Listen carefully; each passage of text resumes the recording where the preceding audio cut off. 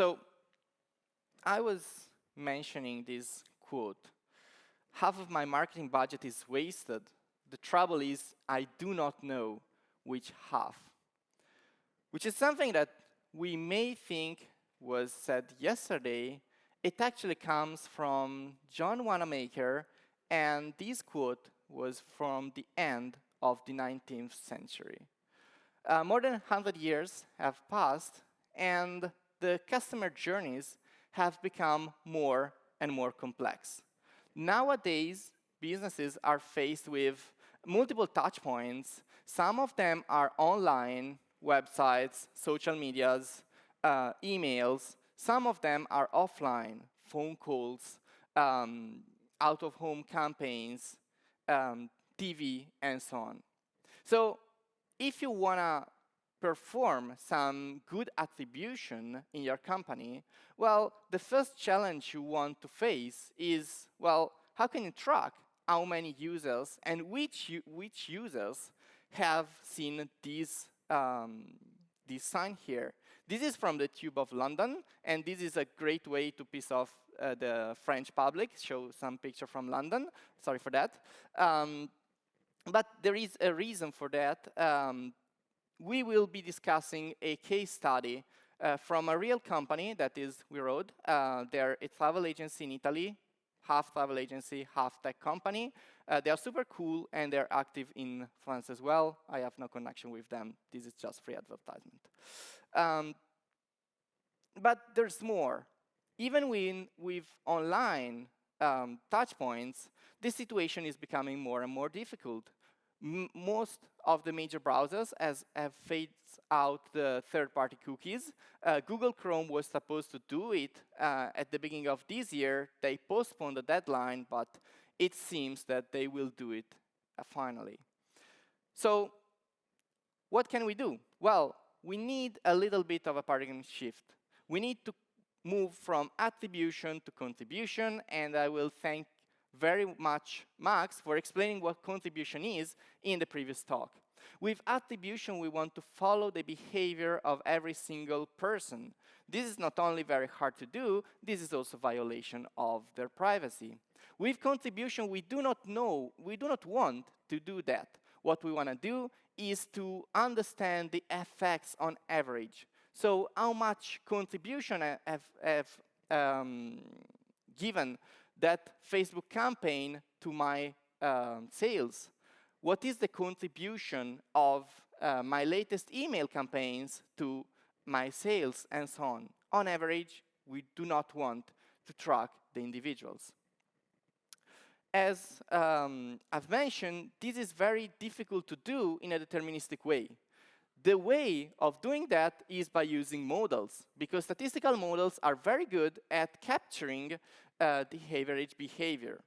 What usually people build is a marketing media mix model. A marketing media mix model is a statistical model that takes as input the investment on every channel and gives as output a sales KPI, the number of new customers, the number of goods sold, and so on and so forth. In our case, we will discuss a real case study, as I was saying before. Of course, all data are synthetic, not to violate any confidentiality agreement. Our case study deals with the acquisition of new customers as target variable and 5 inputs that are investments in Google advertisement, meta platforms, and promotion. Before getting on, I need to thank Marta, that is the first author of this talk. She does not like to be on stage, so I'm replacing her today. Well, when you build a marketing media mix model, you want to answer 3 basic questions: when to invest, where to invest, how much to invest on each channel. The first question, when to invest, can be answered without any statistical model. And as simplicity is the ultimate complication, what you want to do is really not using the model if you don't have to. What can we use instead? Well, we can use, for instance, correlation.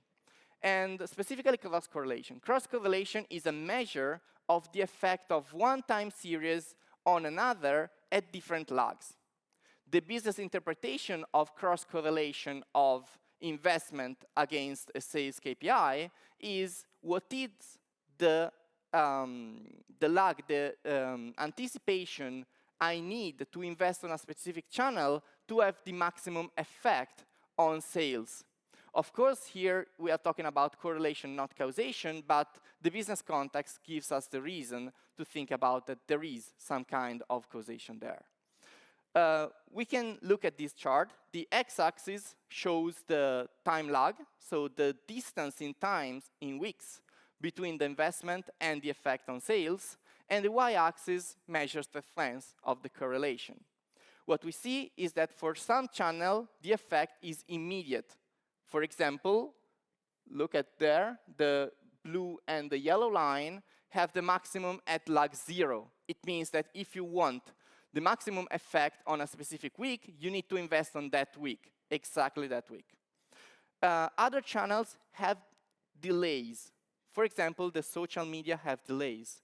If you want the maximum effect on a specific week, on Facebook you need to invest 4 weeks before, and on Instagram you need to invest 8 to 10 weeks before. These are synthetic data, there is no real storytelling here. But one I want you to understand is that this is very important for a business. Why? Because think about WeRoad in the travel industry. In the travel industry you make 70% of your revenues during summer. So you want to have the maximum marketing pressure when people book their flights, book their trip for the summer. That is between the beginning of April and mid-June. There is where you want the maximum marketing pressure. You start too early and you're wasting money. You start too late and you're wasting possible customer. That is, you're wasting money as well. Good. Which kind of correlation should we use? Well, the default is to use Pearson correlation, but it may not be the best choice. Pearson correlation measures the strength of the linear effect, and if you have some kind of nonlinear effect, such as saturation or a quadratic effect, Pearson correlation does not capture it. So you usually want to go for the Spearman rank correlation. Spearman correlation measures the matching of ranks, not the matching of values with a linear model. That is, if you have some kind of exponential effect, like in the chart, in the second chart, Spearman correlation is able to capture it, while Pearson correlation will say, no, no, no, there is no linear effect there, or there is a weak linear effect there. The optimal delay is not the only question you want to answer about timing. Another important one is how long does the effect last on that specific channel? Because this gives you an idea of how much you can make the timing wrong. And you can answer this question with add stock. Add stock is a transformation of a variable that is basically the compound that gives an idea of the compounding effect of that variable over time. So add stock has a first phase where the growth of the effect of the variable is like a compounding of the value of the variable over time, so it's a slow growth, it adds up, and then a diminishing return phase. Very good, diminishing effect phase. You can see it here. You see that, for example, with 70% add stock, the peak is above the peak of the impulse because it gets compounded, and the decrease of the effect is not immediate, but it follows a curve over time. This is, for instance, what happens with TV campaigns. TV campaigns do not get into the mind of customers immediately, and then they do not disappear immediately. This is just a way of modeling the reality, which is what us, as data scientists, should do. Very good. So what can add stock tell us? So here you can see the 5 investment time series transformed with add stock against the target variable. You can observe, for example, the red curve against the blue curve, so new customers against pay-per-click generic. And you can see that in 2020, the peaks are misaligned with each other. It means that we have the maximum effect, the maximum aggregating effect of investment on that specific channel when the propensity of customers to buy is not at the maximum. That's not something you want. It means that you are making the most noise when people are no longer willing to buy their trips. Is it useful? Not really. Same thing we can say on 2021. 2022 is a little bit better, but we were actually early in this season. We would have wanted to keep the pressure on for a couple of weeks more. So this is very valuable information for the business, for people working in marketing. Now we have answered the when question. We need to answer the where and how much. And these questions are more difficult to answer. We need a model. We need something like this. What story does this model tell? So it basically says, look, the number of customers you're going to acquire in a specific week is proportional to the amount of promotion you make, is proportional to the amount of money you invest in every channel, with a certain time delay, because of what we have seen in the class correlation chart.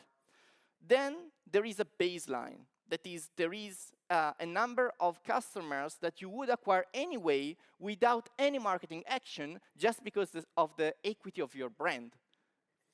And this baseline can be represented by a linear trend.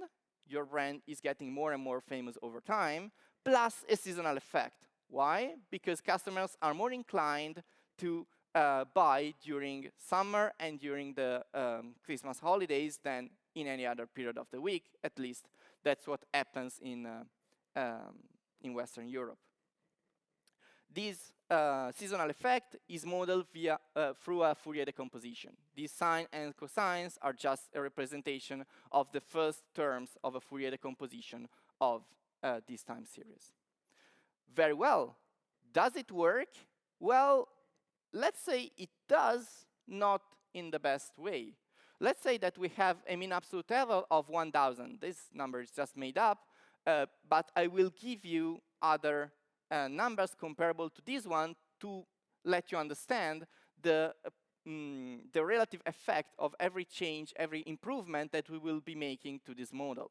So we have 1,000 mean absolute error. Very good. What are the problems of this model? Well, three main problems. First, we noticed that with this basic model, we had high error when the promotion was very high. We will see why. Then we have a negative baseline. This is something you don't want to share with marketing guys, because it's telling them their brand equity is negative, so everything they did up until to that moment is not only useless, but it's actually detrimental to the image of the brand. This is not great. It's also not true in our case. And then we have instability of coefficients. This was a linear regression model trained with maximum likelihood with ordinary square. Good. One problem at a time, simplest first, as my granny used to say. Let's start with the first one. Why do we have high error with high promotion? This is the chart of promotion against acquisition of new customers. And we can see that it's not linear. We cannot hope that a linear model captures these patterns. There is saturation here. It means that after a certain amount of money invested in promotion, the marginal return on any additional euros invested in promotion is decreasing. So if €1 invested in promotion is giving me one new customer when the total investment is 10,000 euros, when it's 100,000 euros, that same euros does not buy one customer. It buys 0.2. Okay? A linear model cannot understand this. If we want to keep the model linear in the parameters, we need to transform this variable. And we can do that using a saturation curve, like the one I'm showing here.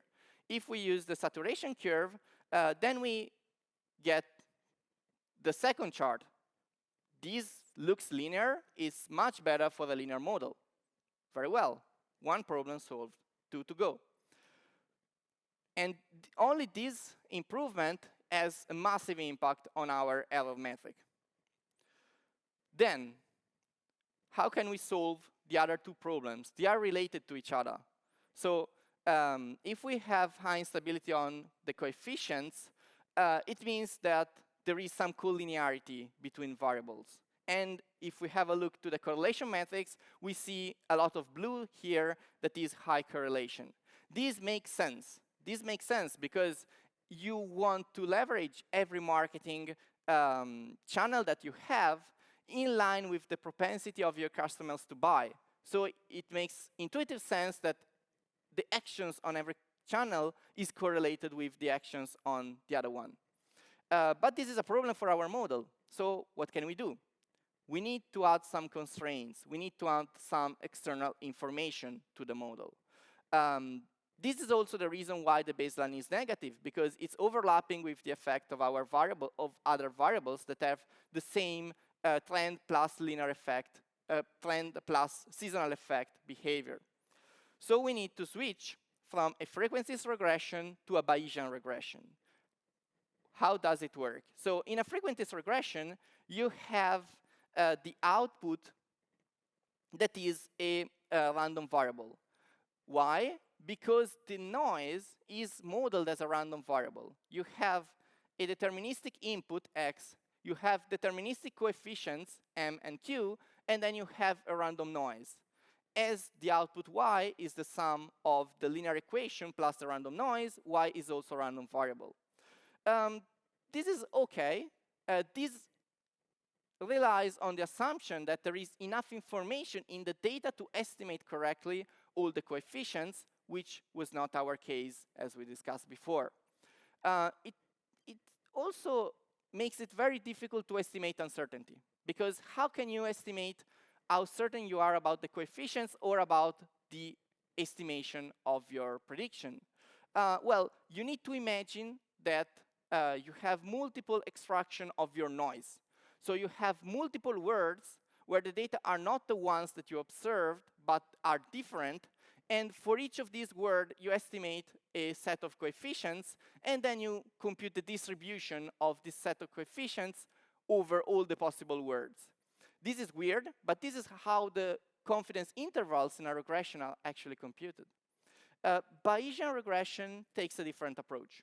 It says, look, the coefficients are random variables themselves. So you do not want only the noise and the output to be random variables, but also the coefficient of the linear model to be random variables. There is a price to pay. You have to initialize the random variables with something that is the prior distribution. It is a price to pay. It is also a tool to cheat if you want to, but a tool to provide the model with information that is not in the data. For example, we know for sure that the baseline must be positive. We can impose these constraints with prior distribution. We know for sure that the customer acquisition cost on a specific channel must lie in a range, and we can impose these constraints using Bayesian priors. This is very powerful. And then we can estimate the value of the coefficients of the model given the data using the priors and the data themselves with the bias rules.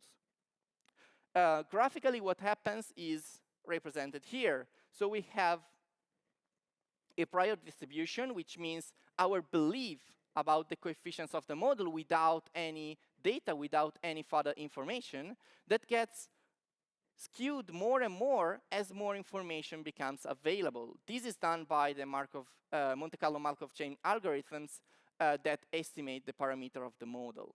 And we see that as more data came in, the model becomes more and more sure about its estimation. I don't think I have time to go into the detail of how this works, which is a pity, but I will be happy to talk about this with you in the break. How can you implement a model like this in Python? Well, thanks to the guys in PyMC, because the library makes it very, very easy to define and train Bayesian models. What you do is you instantiate a model object with PyMC, and then you define the distribution of every parameter and of the noise using its standard deviation or its variance. Then you write the equation of the model. Here is the equation of a linear model, and then you just run the training algorithms with MCMC. What you get is the full posterior of the coefficients, and if you want, you can use this model then to draw inference. Good. Now, the most important choice in a Bayesian model is which priors do we use. We have a full arsenal available in PyMC, and we can define our own if we need to. So what we did was to use Gaussian variables whenever we were uncertain. But for some coefficients, we had some prior information.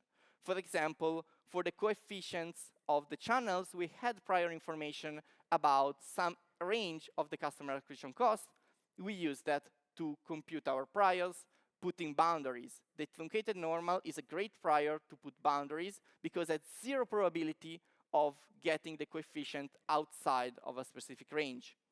And then for some other coefficients, for example, for the coefficients of the linear part of the trend, which controls then the sign of the baseline, we use the half normal. That is, we imposed that this coefficient is positive.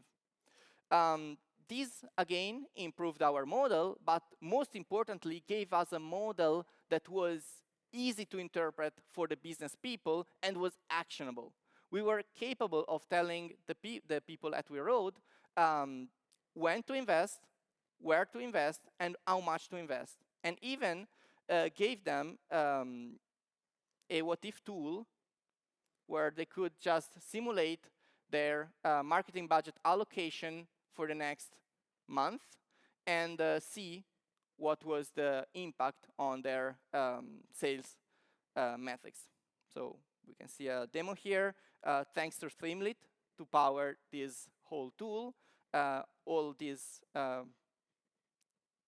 tool was built on top of Polars, PyMC, Streamlit, and Arvids for the visualization of distributions. Just to recap, 4 lessons learned during this talk. First one is most insights come without complex statistical models. The best model is no model at all because it can't be wrong. Max would agree with that. Simple models are the easier to debug, so do not start if you're not really bound to do that. Do not start with some crazy neural network because it will be very hard to understand if it doesn't work, why it does not work. Starting with a linear regression is very easy to iterate. Do not change the model from one iteration to the other completely, because if you do that, you will not be able to understand what has worked and what hasn't. And finally, Bayesian models are a great tool when you have real prior knowledge that you want to exploit.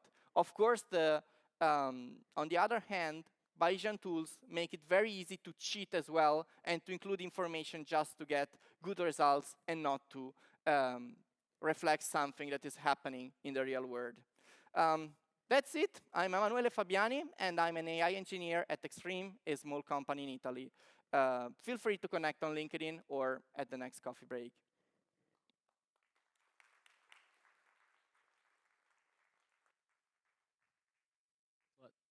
We're going to go over questions. I don't see people.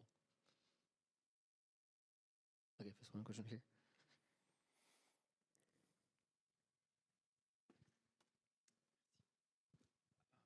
Thank you very much for the talk. I was wondering about the computational costs of estimating Bayesian models, and how did you deal with that, basically? Thank you very much. Thank you.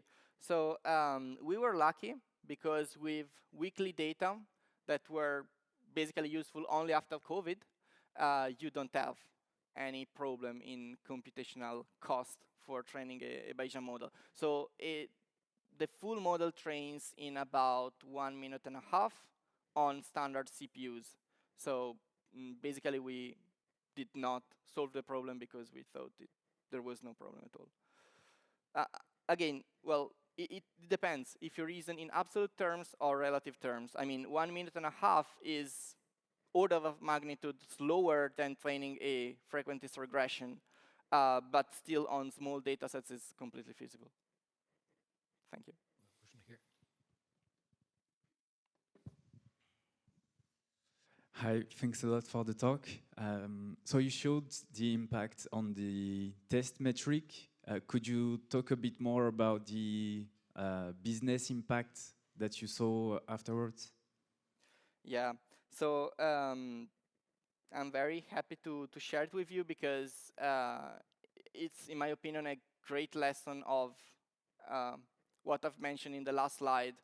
You don't need a model to have a big impact. Even before completing the development on the model, we were able to share the charts about saturation on some specific channels. And just by saying, look, you can cut your investment by 10,000 euros per week and get exactly the same result, we were able to save like 50,000 euros in a matter of 1.5 months to the company. So all of these without any model. Then the model came, and it was very instrumental to drive both the internationalization of the company, because the marketing plans for other countries other than Italy, where the company is already well established, were built with this tool. So the marketing budget for France for this year was built with this tool, with the what-if analysis, and also to change a little bit the marketing mix in other countries. Then the tool became obsolete after about 6 months because the company started advertising on television, and we had no data about that.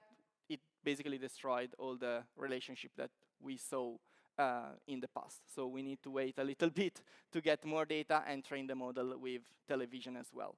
But to conclude, business impact was clear even before the model was ready, and then it simplified a lot the planning activity and gave some actionable insights about spending a little bit more on a channel and a little bit less on other channels.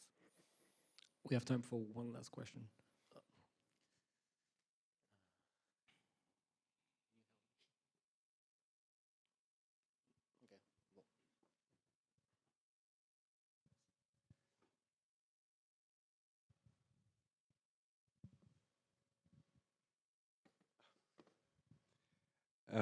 Thank you for the talk. I was wondering if you have any advice on how do you make sure you're not cheating with the choice of priors. I guess it's like you try just to include business insights, and then that's it. So yes, you need to have some kind of grounding of these priors in order to use them. Another thing that you want to check, and this can be done in a data-driven way, is how much of the strange phenomena that you saw in the frequentist model are down to correlation, and how much are down to real weird things in the world, because that happens as well. So what we tried was to compare the prediction of the Bayesian models with all the constraints to the predictions of the frequentist model without any constraint. And the two, actually I don't have this slide, unfortunately, but the two time series were basically overlapping everywhere. So it means, look, we got a model that is as good as the unconstrained one at explaining the phenomenon, and it makes much more sense from a business perspective. We are not cheating. Thanks a lot, Emanuele. Thanks again.